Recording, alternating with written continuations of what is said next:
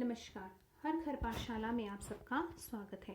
प्यारे बच्चों, आज हम सॉल्व करेंगे एक्सरसाइज 6.5 के क्वेश्चन नंबर 4, क्वेश्चन नंबर 5 और क्वेश्चन नंबर 6 को। लेकिन उससे पहले हम थोड़ा सा रिवाइज करते हैं। कल हमने डिस्कस किया था पाइथागोरस प्रॉपर्टी। तो क्या होता है पाइथागोरस प्रॉपर्टी? प्यारे बच्चों, अब हम भली भांति परिचित हो गए हैं कि जो पाइथागोरस प्रॉपर्टी है राइट एंगल ट्राइंगल की एक प्रॉपर्टी है। अगर कोई त्रिभुज पाइथागोरस रूल को फॉलो करती है तो इसका मतलब हुआ वो त्रिभुज कैसी है? समकोण त्रिभुज है। साथ में हमने ये भी डिस्कस किया था कि समकोण त्रिभुज में जो 90 डिग्री का जो एंगल होता है उसके जो अपोजिट साइड होती है, सामने वाली जो भुजा होती है वो होती है कर्ण। इसका अपोजिट भी हम बोल सकते हैं कि कर्ण के जो सामने एंगल होता है वो होता है समकोण यानी 90 डिग्री का कोण। तो प्यारे बच्चों, क्या बोलता है पाइथागोरस गुण? पाइथागोरस गुण कहता है कि एक समकोण त्रिभुज में, ठीक है, कर्ण पर बना हुआ वर्ग अन्य दो भुजाओं पर बने हुए वर्गों के योग के बराबर होता है। या हम यूं कह सकते हैं कि कर्ण पे जो वर्ग बना हुआ है उसका क्षेत्रफल अन्य दो भुजाओं पे जो दो वर्ग बने हुए हैं उनके क्षेत्रफल के योग के बराबर है। आइए अब क्वेश्चन सॉल्व करना शुरू करते हैं। जो प्रश्न है वो स्क्रीन पे आपके सामने है। आपने अपनी बुक भी साथ में रखनी है और उस पर टिक भी लगाते जाना है। तो क्या है क्वेश्चन? क्वेश्चन देखिए, हमें बोला हुआ है भुजाओं के कौन से समूह एक समकोण त्रिभुज बना सकते हैं। हमारे पास 3 पार्ट्स हैं। इनमें क्या है?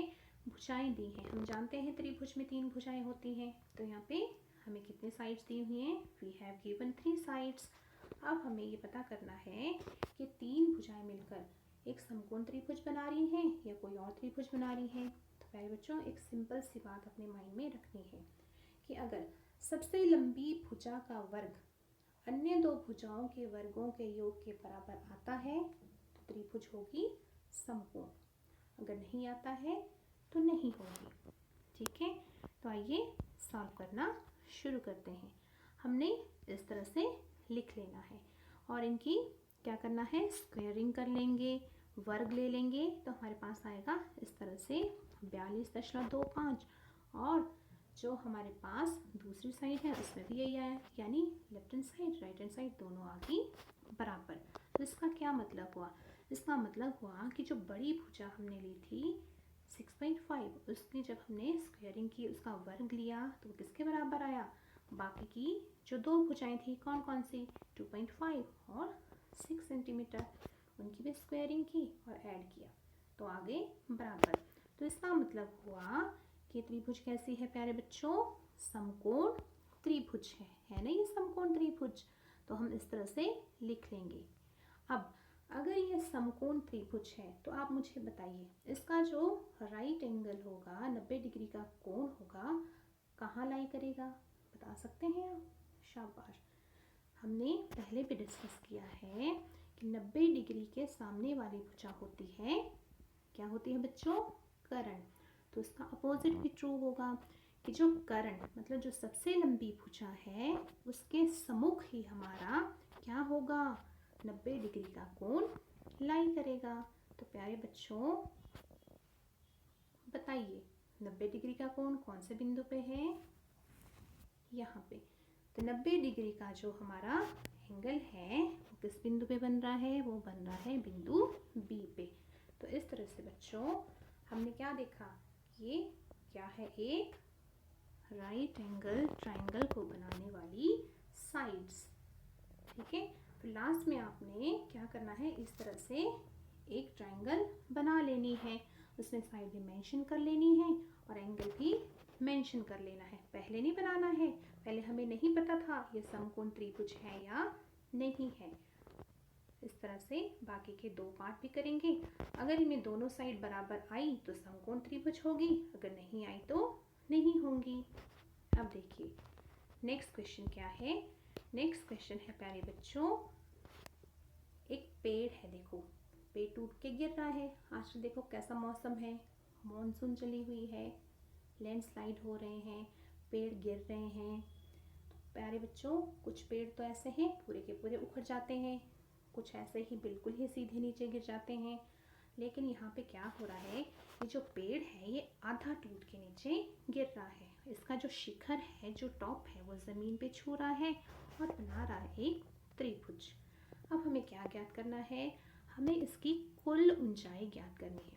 तो बताओ बच्चों, इसकी कुल ऊंचाई कैसे ज्ञात करेंगे? सही सोच रहे हैं आप। आधा जो खड़ा हुआ भाग और आधा टूटा हुआ भाग, ये दोनों मिलके क्या करेंगे, पेड़ की ऊंचाई हमें देंगे। तो चलिए सॉल्व करते हैं। अब हमें जो जो चीज़ हमें पता है गिवन है वो लिख लेते हैं।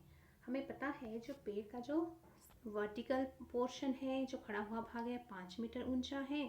ठीक है, उसको हमने लिख लिया।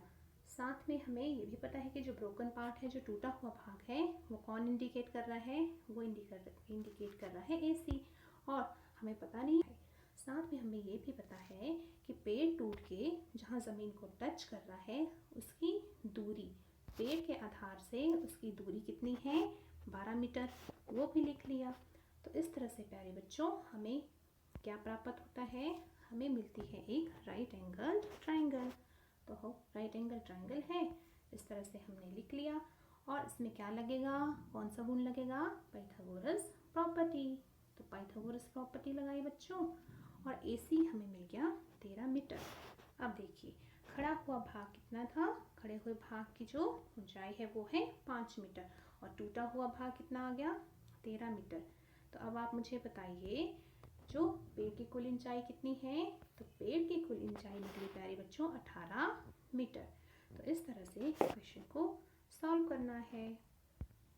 अब देखिए हमारे पास जो नेक्स्ट क्वेश्चन है, इसमें क्या है, एक ट्रायंगल हमें दी हुई है, 2 कोण इसमें दिए हुए हैं, तीसरा कोण हमें नहीं दिया है।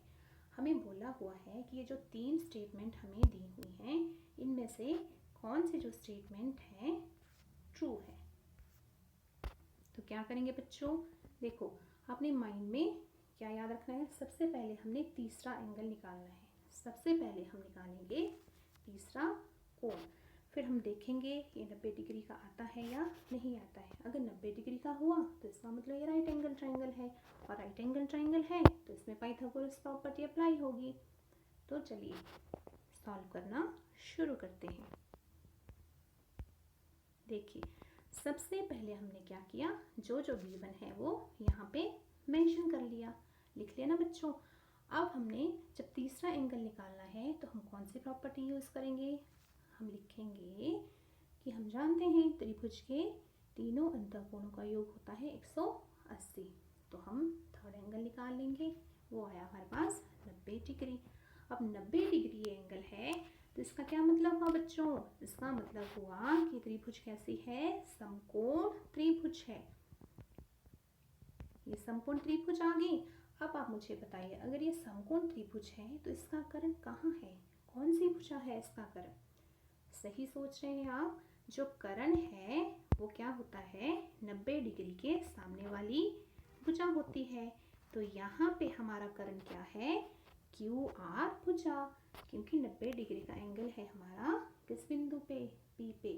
तो प्यारे बच्चों QR हमारा कर्ण है, तो हम पाइथागोरस गुण अप्लाई कर लेंगे कि QR square is equal to PQ square plus PR का स्क्वायर। और बताइए ये कौन सी स्टेटमेंट दर्शा रही है, तो ये हमें जो सेकंड नंबर की स्टेटमेंट है वो हमें दर्शा रही है। तो इस तरह से ये हमारी स्टेटमेंट ट्रू है। तो प्यारे बच्चों आपने क्या करना है, क्वेश्चन को रिवाइज भी करना है और अपने कॉपीज पे सॉल्व कर लेना है। ठीक है प्यारे बच्चों।